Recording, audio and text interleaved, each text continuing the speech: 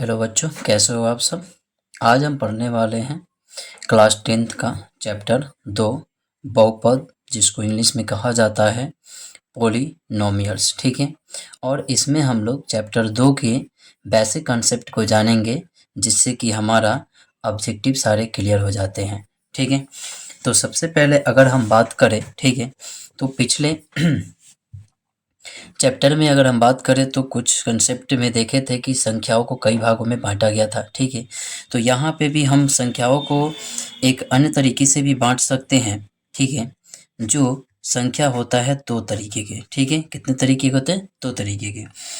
एक होता है अचर संख्या और दूसरा होता है आपका चर संख्या। ठीक है, तो अचर संख्या किसे कहा जाता है? तो अचर संख्या कहा जाता है जिसका मान नहीं बदलता है। ठीक है, वह संख्या जिसका मान नहीं बदलता है। ठीक है, जिसका मान नहीं बदलता है। ठीक है, नहीं बदलता है वो क्या कहलाता है? तो अचर संख्या कहलाता है। जैसे में अगर बात करें कि कोई डिजिट ले लिया जाए तो पाँच का मान बदल सकता है? नहीं बदल सकता है। जैसे मान लीजिए 7 ले लीजिए, 2 ले लीजिए। ठीक है, तो इन संख्याओं का जो मान जो होता है वो नहीं बदलता है। अब यहीं पे अगर हम चर की बात करें तो इसका कहा जाता है कि जिस संख्या का मान क्या हो? बदलता हो। ठीक है, बदलता हो उसे हम क्या कहते हैं? चर संख्या कहते हैं। ठीक है, तो चर का मतलब क्या हो गया कि अल्फाबेट में जितने आपके होते हैं, ठीक है, कोई भी हो सकता है। जैसे मान लीजिए आप एक्स लेना है, एक्स हो गया, वाई हो तो वाई हो गया, जेड भी हो सकता है। ठीक है, तो इन संख्याओं का क्या होता है? मान बदलता है। ठीक है, तो इसीलिए इनको क्या बोला गया? चर संख्या बोला गया। ठीक है, मतलब अल्फाबेट वाले को क्या बोला गया? चर बोला गया, और डिजिट वाले को क्या बोला गया? अचर बोला गया। तो यहाँ तक आपको याद रखनी होगी। ठीक है, इसके बाद होता क्या है कि अब यही एक क्या होता है कि एक मान लीजिए कि चर संख्या हो गया और एक हो गया आपका क्या? अचर संख्या। ठीक है, अब ये दोनों क्या हो जाए तो ये दोनों मिल जाए। ठीक है, तो एक क्या मिल गया? अचर, एक चर मिल गया और एक क्या मिल गया? अचर मिल गया। ठीक है, तो अगर इस प्रकार से जब हो जाते हैं तो इन लोग को हम क्या कहते हैं? बहुपद का नाम देते हैं। ठीक है, जैसे मान लीजिए कि एक हमने यहाँ पे अचर संख्या लिखा, फिर यहाँ पे हमने क्या लिखा? एक चर संख्या लिखा। ठीक है, तो ये एक पद हो गया। फिर ऐसे पद के एक और पद हम जोड़ सकते हैं कि जैसे 4x² ले लिए। ठीक है, तो अब इन संख्या को हम क्या बोल देंगे? इनको हम बोल देंगे कि ये बहुपद है। ठीक है, यानी कि चर संख्या और अचर संख्या मिलके क्या बनाता है? बहुपद का निर्माण करता है। ठीक है, अब चलते हैं आगे, बात करते हैं तो बहुपद का कुछ सामान्य रूप कैसा होता है वो देख लेते हैं। ठीक है, बहुपद का सामान्य रूप। ठीक है, तो बहुपद का जो सामान्य रूप होता है कुछ इस प्रकार से होता है कि a1 x का पावर n। ठीक है, a1 x का पावर क्या? n। ठीक है, जैसे मान लीजिए कि a1 की बात किया जाए तो जैसे अगर हम यहाँ पे देखें तो 4x²। ठीक है, तो यहाँ पे a1 जो हो गया वो क्या हो गया? 4 हो गया, और n जो हो गया वो क्या हो गया? 2 हो गया। ठीक है, ठीक इसी प्रकार से क्या होता है? आगे बढ़ते हैं। ठीक है, तो ये हो जाता है a2 x की पावर n-1। ठीक है, यानी कि अगर यहाँ पे देखिए कि अगर यहाँ पे 4x² लिखा गया है, ठीक है, तो इसके बाद वाली जो संख्या होगी वो 2x होगा। क्या होगा? 2x, यानी कि इस घात से एक संख्या क्या हो जाएगी? कम हो जाएगी। तो n में से हम घटा देंगे एक, तो क्या हो जाएगी? कम हो जाएगी। ठीक है, तो a2 यहाँ पे ये हो गया, और इसके पावर में कितना है? तो 1 है। ठीक है, इसी प्रकार से आपका a3 हो जाएगा। ठीक है, और x के पावर क्या हो जाएगा? n-2 हो जाएगा। ठीक है, इसी प्रकार से ये क्या हो जाएगा? आगे चलता जाएगा। ठीक है, तो इसको हम क्या कहते हैं? सामान्य रूप बोलते हैं। ठीक है, अब आगे बोला जाए तो आपसे आगे ये पूछा जाता है कि बताइए कि इनमें से कौन जो है बहुपद है। ठीक है, तो उसके लिए हम बात करते हैं तो बहुपद की शर्त पता होनी चाहिए। किसकी?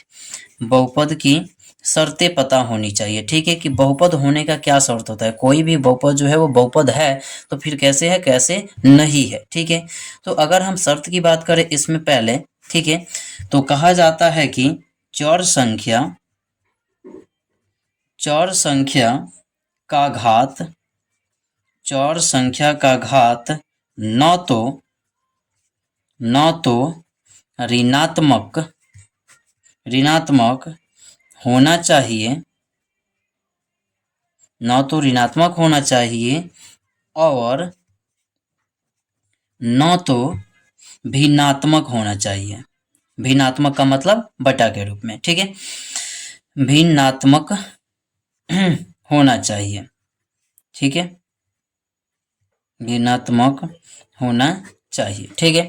क्या कहा गया है, तो चर का मान, यहाँ पे अचर का मान नहीं बोला गया, चर का मान बोला गया।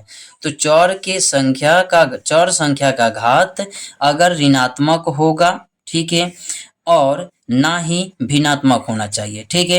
तो ये दोनों कंडीशन अगर फुलफिल होता है तो वो बहुपद में कहलाएगा। अगर ये दोनों उसके घात पे होता है, चर के घात पे होता है, तो ये दोनों अगर मान लो कि ऋणात्मक और भिन्नात्मक होता है तो वो बहुपद नहीं होता है, ठीक है। जैसे कुछ एग्जाम्पल हम देख लेते हैं। जैसे यहाँ पे एक एग्जाम्पल दिया गया कि 4x का क्यूब प्लस 2x का स्क्वायर प्लस 6x माइनस के 4 दे दिया गया, ठीक है। तो अब यहाँ पे ये बताइए कि ये जो दिया गया है वो बहुपद में है या नहीं है, ठीक है। तो यहाँ पे देखिए, ना तो यहाँ पे किसी का घात ऋणात्मक है और ना ही कोई बटा के रूप में है, ठीक है। तो इसमें ये चीजें दोनों में से कोई नहीं है, तो इसलिए ये जो बोलेंगे हमारा क्या है, बहुपद में है, ठीक है। दूसरा एग्जाम्पल अगर हम देखते हैं तो दूसरा एग्जाम्पल है कि 5x का क्यूब प्लस 6x के पावर 3/2 और प्लस में कितना दिया गया, 6 दे दिया गया, ठीक है। तो अब पूछा गया कि ये बताइए कि बहुपद है या नहीं है, ठीक है। तो इसको बताने के लिए देखिए, यहाँ पे भिन्नात्मक आ गया, यानी कि ये बटा का चिन्ह आ गया, तो इसलिए जो होगा ये बहुपद नहीं होगा, ठीक है। मतलब कि ये भिन्नात्मक 3/2 नहीं होना चाहिए, ठीक है तो ये बहुपद नहीं है, ठीक है। इसी प्रकार से तीसरा हम एग्जाम्पल देखें तो तीसरा एग्जाम्पल में 6x² प्लस 5/x माइनस का 4 दिया गया, ठीक है। अब ये पूछा गया कि बताइए बहुपद में है या नहीं है, ठीक है। तो यहाँ पे देखा जाए तो 5/x के लिए एक हम लोग फॉर्मूला पढ़ते हैं कि 1/a की पावर क्या, m, ठीक है। तो जब ये ऊपर जाता है तो क्या हो जाता है, माइनस का m हो जाता है, ये फॉर्मूला होता है, ठीक है। तो इस प्रकार से अगर हम इसको ऐसे लिखे कि 6x² प्लस 5x के पावर माइनस का कितना हो जाएगा, 1 हो जाएगा, कितना हो जाएगा, 1 हो जाएगा, माइनस के 4, ठीक है। तो देखिए तो माइनस में आ गया, यही चीज था ना, यही चीज क्या आ गया, माइनस में आ गया। तो माइनस में आ गया तो इसके कारण से ऋणात्मक तो नहीं होना चाहिए, ऋणात्मक है, तो ऋणात्मक है तो ये क्या हो गया, बहुपद में नहीं है, ठीक है। ठीक इसी प्रकार से और कुछ एग्जाम्पल देख लेते हैं। जैसे कि मान लीजिए कि यहाँ पे दिया रहे 5x² प्लस में 6x दिया रहे और माइनस में 2 की पावर -2 दे दिया रहा है, ठीक है। तो -2 दे दिया रहा है, तो अब पूछा जाए बताइए बहुपद में है या नहीं है, ठीक है। तो यहाँ पे देखिए, तो हम कहेंगे क्या यहाँ पे कि ये बहुपद में तो है, ठीक है। अब बहुपद में कैसे है, ठीक है। तो हमको क्या बताया गया कि चर संख्या के घात देखनी है, और ये तो अचर संख्या है, तो हमको सिर्फ चर संख्या से ना मतलब है, चर संख्या में ऋणात्मक नहीं होना चाहिए, भिन्नात्मक होना नहीं चाहिए। तो चर संख्या में तो कोई दिक्कतें नहीं है, अचर संख्या में है, ठीक है। तो अचर संख्या में हो चाहे ना हो उससे कोई फर्क नहीं पड़ता है, हमें चर संख्या में देखना है, ठीक है। तो इसलिए हम क्या कहेंगे, इसको बहुपद में है। इसके बाद कहा जाए कि 6x², अगला एग्जाम्पल देखा जाए, -5x और प्लस में √6 लिख दिया हो, ठीक है। तो अब ये पूछा गया बताइए बहुपद में है या नहीं है, तब भी कहेंगे कि ये क्या है, बहुपद में है, ठीक है। क्योंकि अगर ये अचर की बात किया ना, अचर के साथ कोई भी छेड़खानी करता तो उससे हमें कोई मतलब नहीं, हमें चर के संख्या को देखना है, ठीक है। तो ये भी बहुपद में होगा। अगर यही चीज अगर बात किया जाए, आगे देखा जाए तो 7x² प्लस में 5√x -8 दे दिया जाए, अब पूछा जाए तो बताइए कि बहुपद में है या नहीं। तो अब यहाँ पे हम कहेंगे कि ये बहुपद में नहीं है। नहीं है का मतलब ये हो गया कि जब हम इस रूट को हटाएंगे, ठीक है, तो ये x के पावर 1 का क्या हो जाता है, 2 हो जाता है। रूट का मतलब क्या होता है, रूट बराबर 1/2 होता है, ठीक है। तो इसलिए ये बहुपद जो होगा वो नहीं होगा, ठीक है। तो आई होप हम समझते हैं कि बहुपद की शर्तें से पता चल गया कि कौन कौन से बहुपद होते हैं, कौन कौन से बहुपद नहीं होते हैं, ठीक है। आगे हम बात करा जाए तो आगे पूछा जाता है बहुपद के घात, ठीक है। आपसे पूछा जाता है कि बताइए कि बहुपद के कितने घात है, ठीक है। बहुपद के घात पूछा जाता है, ठीक है।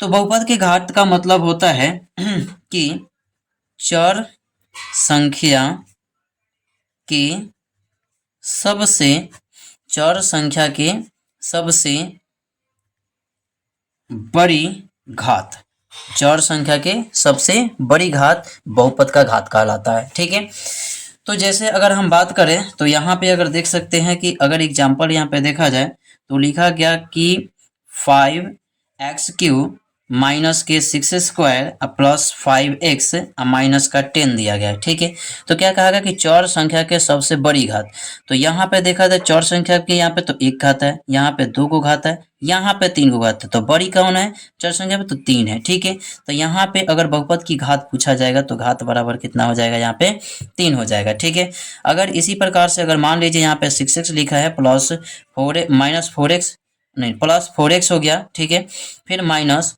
2x का पावर 4 लिख दिया गया और प्लस 6x स्क्वायर लिख दिया गया। ठीक है, अब इसमें पूछा गया कि बताइए कि बहुपद का घात जो है कितना है, तो सबसे देख लीजिए कि x के पावर सबसे ज़्यादा कौन है, तो यहाँ पे देखिए 4 है, तो घात बराबर कितना हो जाएगा, तो घात बराबर आपका 4 हो जाएगा। ठीक है, तो इस प्रकार से हम किसी भी बहुपद के घात को क्या करते हैं, बताते हैं। ठीक है, तो यहाँ पे थोड़ी सी मिस्टेक हो गई। ठीक है, तो यहाँ पे हम आगे दिखा देते हैं कि इस प्रकार से यहाँ पे ये क्या हो गया, 4 हो गया। ठीक है, अब अगर हम बात करते हैं बहुपद के प्रकार को लेके। ठीक है, तो बहुपद की प्रकार की अगर हम बात करें, ठीक है, तो यहाँ पे देख लेते हैं बहुपद के प्रकार। ठीक है, तो बहुपद के प्रकार बात किया जाए तो इसको 2 आधार पे बांटा गया है। ठीक है, बहुपद के प्रकार को 2 आधार पे बांटा गया है। एक बोला गया है कि घात के आधार पर, घात के आधार पर एक होता है, और एक होता है पद के आधार पर, पद के आधार पर बांटा गया है। ठीक है, तो घात के आधार पर पहला बात किया जाए तो हम कहते हैं एक घातीय बहुपद, एक घातीय बहुपद। ठीक है, अब एक घातीय बहुपद को रैखिक बहुपद के नाम से भी जानते हैं। ठीक है, तो एक घातीय बहुपद की बात अगर किया जाए तो इसका सामान्य पद की बात किया जाए, सामान्य सूत्र की बात किया जाए, क्या होता है, तो ये होता है ax का ax प्लस बी होता है। ठीक है, तो ax प्लस क्या होता है b, तो जैसे मान लो कि a के जगह पे हम 4 रख देते हैं और x का x और प्लस b के जगह पे हम 2 रख देते हैं। ठीक है, तो अब देखिए x पे कितना घात है, तो एक घात है, तो एक घात है तो इसको क्या कहेंगे, एक घातीय बहुपद के नाम से जानेंगे। ठीक है, दूसरा नंबर की बात किया जाए क्या होता है, द्विघातीय बहुपद। ठीक है, तो द्विघातीय बहुपद की हम बात करें तो इसको हम कुछ इस प्रकार से लिखते हैं, एक्स स्क्वायर एक्स के एक्स प्लस इसके बाद सी। ठीक है, तो इसके पावर ए एक आगे ए लगा देते हैं, ये बी लगा देते हैं और ये प्लस सी हो गया। ठीक है, तो A X square plus B X plus C ये द्विघात बहुपद का क्या होता है, सामान्य सूत्र होता है। तो जैसे में अगर हम यहाँ पे बात करें, ठीक है, तो ए के जगह पे 4x स्क्वायर प्लस बी के जगह पे 2x कर दे और प्लस में सी के जगह पे 3 कर दे। ठीक है, तो अब यहाँ पे देखिए ये जो घात दिख रहा है वो कितना दिख रहा है, तो 2 दिख रहा है, तो इसीलिए हम क्या बोलते हैं, इसको द्विघातीय बहुपद बोलते हैं। ठीक है, अब यहाँ पे तीसरा देखा जाए तो त्रिघातीय बहुपद, त्रिघातीय बहुपद। ठीक है, त्रिघातीय बहुपद। ठीक है, तो अब त्रिघातीय बहुपद के लिए अगर हम बात करें तो यहाँ पे होता है ax के power 3 plus bx square plus cx plus में क्या हो जाएगा d। ठीक है, तो इस प्रकार से एग्जांपल अगर देखा जाए, ठीक है, तो 4x का cube plus 4b 4x square plus में 3x प्लस में 4। ठीक है, तो यहाँ पे देखिए 3 घात दिख रहा है, तो इसीलिए ये क्या कहलाएगा, त्रिघातीय बहुपद कहलाएगा। ठीक है, इसी प्रकार से आगे भी जाता रहेगा। अब आगे हम देखते हैं पद के आधार पर। ठीक है, तो पहला ये होता है एक पदी बहुपद।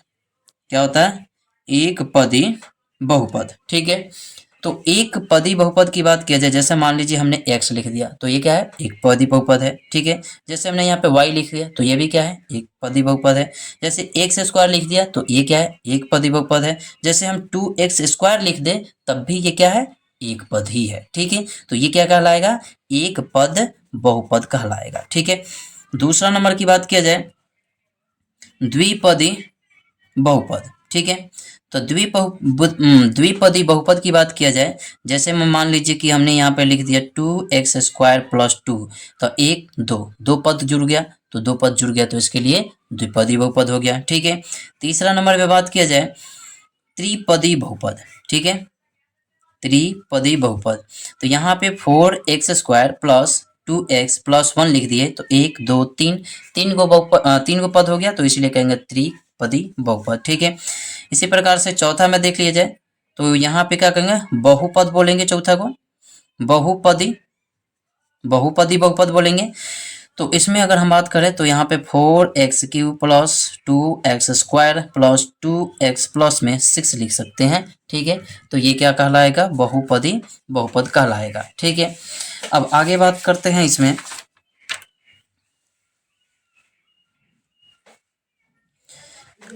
आगे बात किया जाए तो ये तो पहचान में हो गया कि कौन एक पदी है, कौन एक घात है। ठीक है, अब यहाँ पे आगे बात करें हम। ठीक है, तो अब आता है कि बहुपद का मान निकालना। ठीक है, आगे बात किया जाए तो आता है बहुपद का मान। ठीक है, तो बहुपद का मान कैसे निकाला जाता है, जैसे एक एग्जांपल ले लिया जाए कि x³ - 2x² + 5। ठीक है, तो हम इसको कैसे लिखते हैं, तो सबसे पहले बात किया जाए तो बहुपद को हम क्या बोलते हैं, पॉलिनोमियल बोलते हैं। ठीक है, तो p से सूचित करते हैं। ठीक है, अब यहाँ पे देखो इसमें चर का मान जो है क्या है, x है, तो इसको हम p ऑफ x बोलेंगे, पोलिनोमियल्स ऑफ x बोलेंगे। अगर यहाँ पे y रहता तो हम p पोलिनोमियल ऑफ y बोलते हैं। ठीक है, तो x है तो इसमें क्या करेंगे, पोलिनोमियल्स ऑफ x बोलेंगे। ठीक है, अब बोला बहुपद का मान निकालिए। ठीक है, तो मान निकालने के लिए क्या करेगा, तो कभी क्या करेगा, x का मान दे देगा कि 2। अब 2 रख के क्या कीजिए, इसका मान निकाल दीजिए बहुपद का। तो बहुपद का मान निकालने के लिए क्या करेंगे कि जहां जहां पे x है वहां पे क्या करेंगे, 2 रख दें। तो सबसे पहले हम लिखेंगे कैसे इसको, तो p2 लिखेंगे, बराबर में 2 के पावर क्या कर देंगे, 3 कर देंगे, माइनस 2 गुना 2 के पावर क्या कर देंगे, 2 और 2 के पावर 2 इंटू प्लस में कितना, 5। ठीक है, तो ये हो जाएगा 2 के पावर 3 का मतलब कितना, 8, माइनस 2 गुना कितना, 4, प्लस में कितना, 5। तो ये 8 हो गया, 8 इसके बाद -8 हो गया, और प्लस कितना हो गया, 5 हो गया। ठीक है, तो ये 8 से 8 तो कट जाएगा, तो बचेगा कितना, 5। ठीक है, तो पोलिनोमियल्स ऑफ 2 यानी कि 2 रखने पर बहुपद का मान जो होता है वो कितना निकला, तो 5 निकला। ठीक है, कितना निकला, 5 निकला। अब आगे बात किया जाए तो बहुपद के शून्यक। ठीक है, तो बहुपद के शून्यक पता करने के लिए बहुपद के शून्यक, ठीक है, बहुपद के शून्यक की अगर बात देखा जाए, ये मतलब ये पूछा जाता है कि इस बहुपद के कितने शून्यक होंगे। ठीक है, तो इसके लिए अगर हम देखा जाए तो मतलब कहा जाता है कि x का मान जब 0 हो जाता है तो हम वहां पे कहते हैं कि वो संख्या जो है क्या है, बहुपद के शून्यक है। ठीक है, जैसे कि बात किया जाए, अगर polynomials of x equal to दिया रहे x के स्क्वायर - 3x प्लस में 2। ठीक है, तो अगर हम यहाँ पे 1 रख के निकालते हैं, ठीक है, तो ये 1 का स्क्वायर -3 गुना के 1 प्लस का कितना, 2 हो जाएगा। ठीक है, तो 1 माइनस के कितना, 2 प्लस 3 प्लस का 2 हो जाएगा। ठीक है, तो 2 1 3 3 3 कितना हो जाएगा, 3 - 3 0 हो जाएगा। ठीक है, अब देखो x का मान 0 हो गया, तो ये 1 जो है वो क्या है, इस बहुपद का शून्यक है। ठीक है, इसी प्रकार से अगर हम 2 रखते हैं, ठीक है, तो यहाँ पे 2 का स्क्वायर -3 गुना के 2 प्लस में कितना हो जाएगा, 2, तो ये 2 दूना के 4 माइनस 6 हो गया, प्लस में कितना, 2, तो 4 2 कितना हो गया, 6, 6 - 6, तो इक्वल टू कितना आ गया, 0 आ गया। तो अब क्या हो जाएगा, 2 भी क्या हो जाएगा, अब इसका शून्यक हो जाएगा। ठीक है, लेकिन यहाँ पे बात किया जाए तो अब मान लो कि अब कब तक चेक करते रहेंगे कि 3 से भी होगा, 4 से भी होगा, 5 से होगा, तो संख्या तो बहुत सारे हैं। ठीक है, तो वहाँ पे उतनी सारी संख्या को निकालने हम नहीं जाएंगे, बस एक बात हमको याद रखना होगा। ठीक है, वो कौन सी बात, तो शून्यकों की संख्या बराबर होता है बहुपद का घात। ठीक है, यानी कि इसका मतलब कहने का ये है कि तुम्हारा शून्यक की संख्या उतना होगी जहां पे बहुपद का घात होगा। ठीक है, जैसे कि मान लीजिए कि यहाँ पे बहुपद का घात कितना है, 2 है। ठीक है, तो इसका शून्यक जो निकलेगा वो कितना निकलेगा, 2 निकलेगा। ठीक है तो आगे हम बात करते हैं, यानी कि क्या समझ में आया कि जितना बहुपद का घात होगा उतना ही उसका क्या होगा, शून्यक होगा। ठीक है, अब हम आगे बात करेंगे शून्यकों के शून्यकों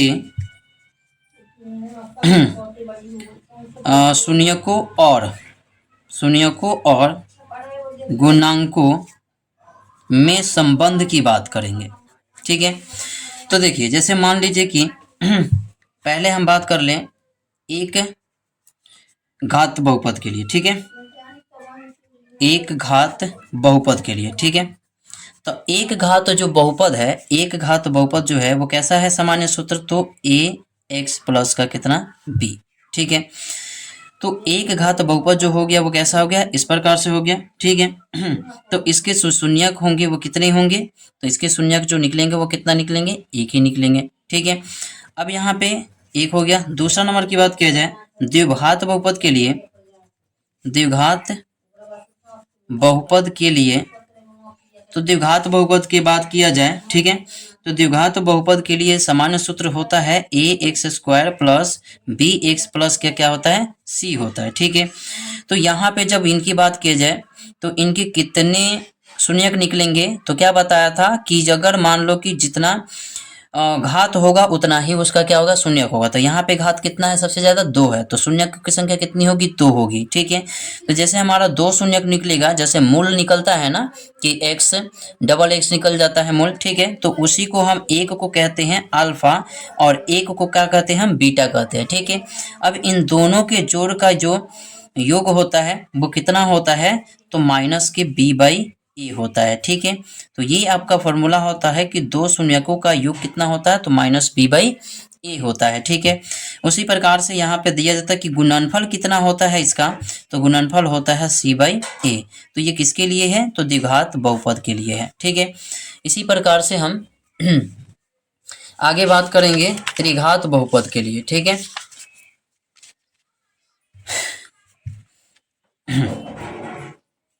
अब देखते हैं हम लोग तीसरा नंबर में त्रिघात बहुपद।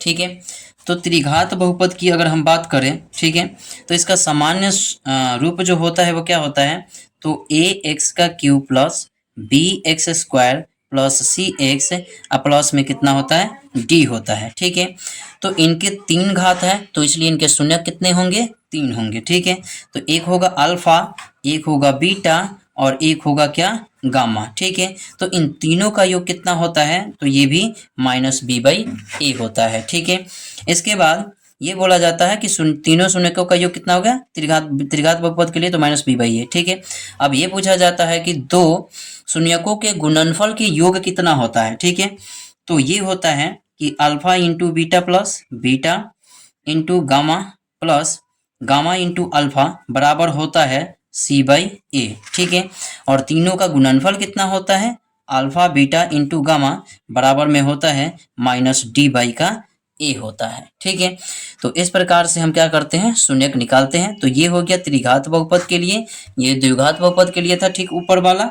ठीक है, अब यहाँ पे आपसे एक चीज और पर पूछी जाती है क्वेश्चन कि बहुपद द्विघात बहुपद लिखने का सूत्र, द्विघात बहुपद लिखने का, द्विघात बहुपद लिखने का सूत्र। ठीक है, तो द्विघात बहुपद लिखने का सूत्र जो होता है वो होता है x square minus alpha plus beta, उसके बाद x plus alpha into beta. ठीक है, क्वेश्चन में क्या कर देता है, तो अल्फा प्लस बीटा दे देता है और अल्फा इंटू बीटा देता है और द्विघात बहुपद लिखने के लिए कह देता है। जैसे मान लीजिए यहाँ पे 4 दे दिया और इसके जगह पे 5 दे दिया, तो एक्स स्क्वायर 4x और प्लस 5 हो जाएगा। ठीक है, तो इस प्रकार से हम लिख सकते हैं। अब एक चीज और पूछी, त्रिघात के लिए भी पूछा जाता है कि त्रिघात बहुपद लिखने का सूत्र, बहुपद लिखने का सूत्र। ठीक है। तो त्रिघात बहुपद लिखने का जो सूत्र होता है वो होता है एक्स का Q minus alpha plus beta plus gamma, ठीक है। ये एक्स स्क्वायर होता है, ठीक है। इसके बाद plus alpha into beta plus beta into alpha plus beta into gamma, हाँ गामा इंटू अल्फा, ठीक है। और ये होता है एक्स स्क्वायर और ये एक्स होता है और फिर माइनस होता है alpha into beta into gamma होता है, ठीक है। तो ये त्रिघात बहुपद लिखने का सूत्र हो गया, ठीक है। तो बेसिक कंसेप्ट में इतना ही जानकारी प्राप्त होनी चाहिए, ठीक है। तो आप क्या कर सकते हैं, कोई भी क्वेश्चन को ऑब्जेक्टिव को सॉल्व कर सकते हैं और ये मोस्ट इंपॉर्टेंट है बेसिक चीजें जानना। बेसिक चीजें के बाद ही आप क्या करते हैं, कोई भी चैप्टर को आप अच्छे से अटेम्प्ट कर पाते हैं और अच्छे से उसको बना पाते हैं, ठीक है।